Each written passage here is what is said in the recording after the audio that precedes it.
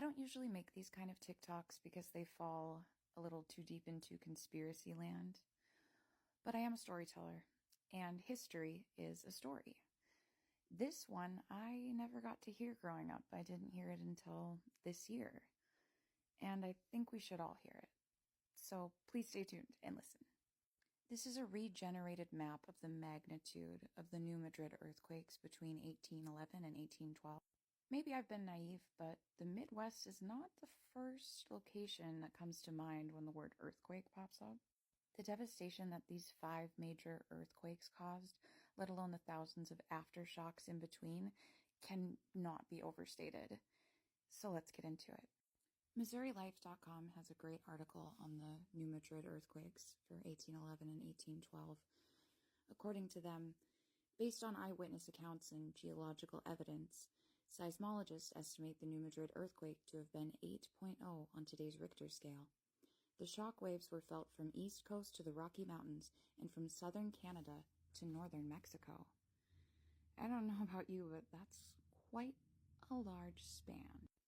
Some of the more fantastical accounts are those of church bells ringing all the way in Virginia and the Mississippi River running backwards. Now, obviously that is a massive, massive natural disaster, but the reports of the Mississippi River running backwards are not a full picture of the scope of the destruction.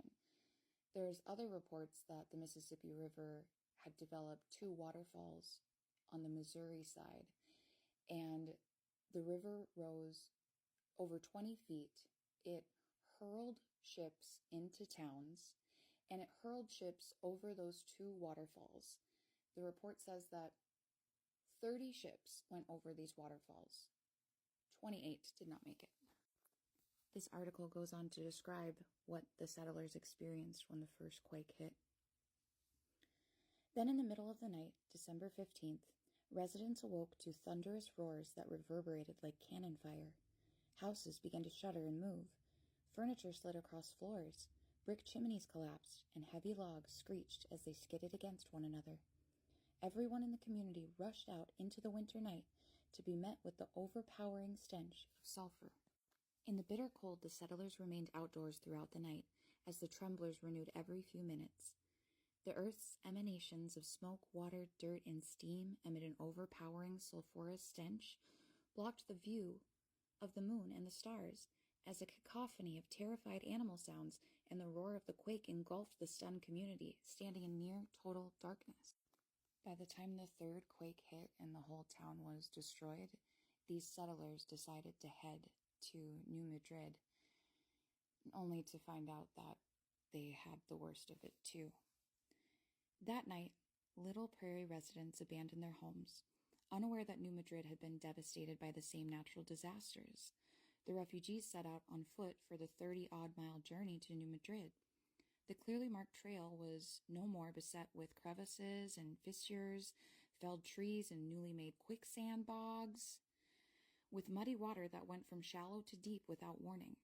The settlers dodged panicked snakes and other creatures desperately seeking safety, as were the settlers, from the unpredictable toil. This is absolute insanity. Think of fleeing your town that's destroyed as earth is splitting open and trees are cracking, and you can't see.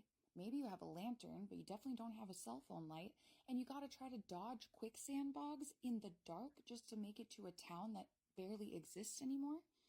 I mean, why didn't we learn about this?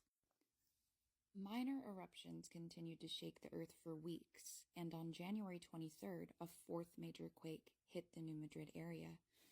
Traveling south from St. Louis, Arkansas engineer and surveyor Louis Bringer witnessed it, and he recorded a description a few months later. The roaring and whistling of the air escaping from the earth seemed to increase. The horrible disorder of the trees blown up, crackling, and spitting, and falling by thousands at a time, he wrote.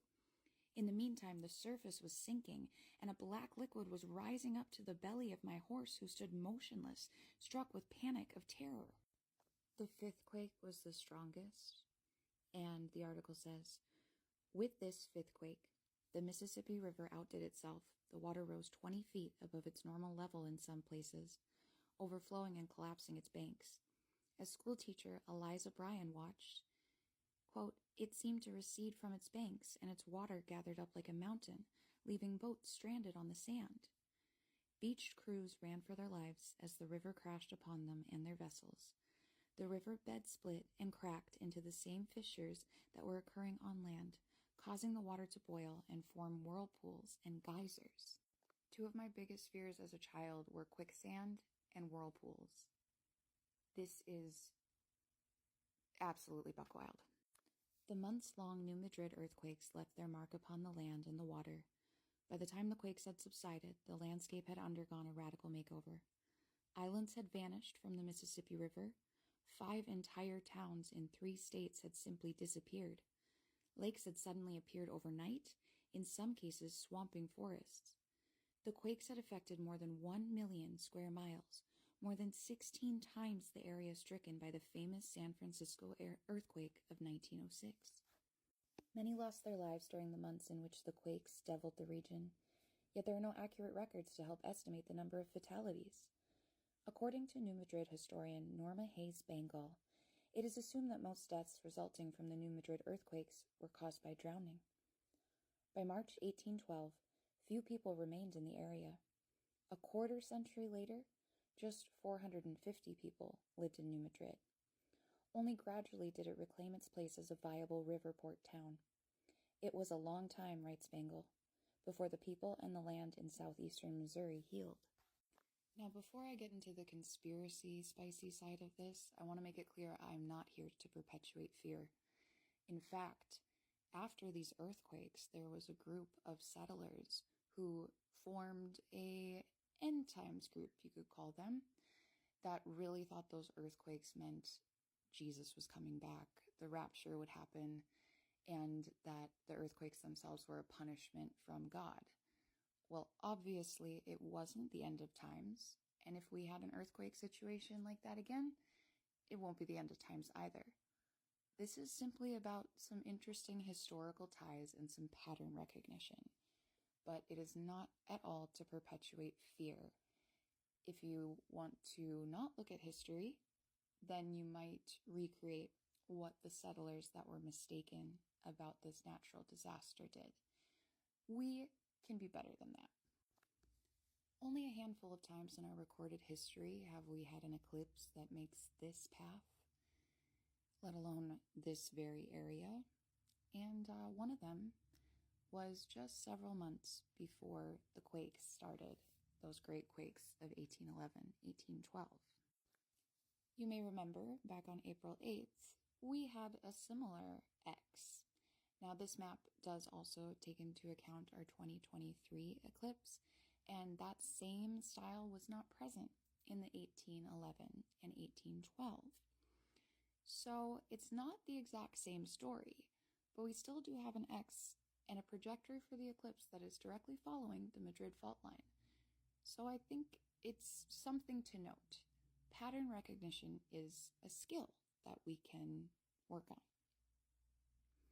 So with the sky the way that it was then compared to the way that it was in April, I had predicted that if any sort of Madrid happening would happen, it would be several months later, as it was between the eclipse and the onset of those December quakes. So if you want to do the math from April to now-ish, you can fill in that blank. They also had a really cool comet, the second largest recorded in our, modern American history. And that was in the story with their eclipse too. And it had this tail to it that was said to be, 50 times in in length for the sun. So that's something kind of fun to note too, because we did have a comet that was in the sky with our April eclipse, but not the same one. This is why it's not necessarily the same flavor, but it's just a similar story. We live in a clock. So what is this chapter that we're closing going to look like? Just keeping an eye out. Let me know what you guys think.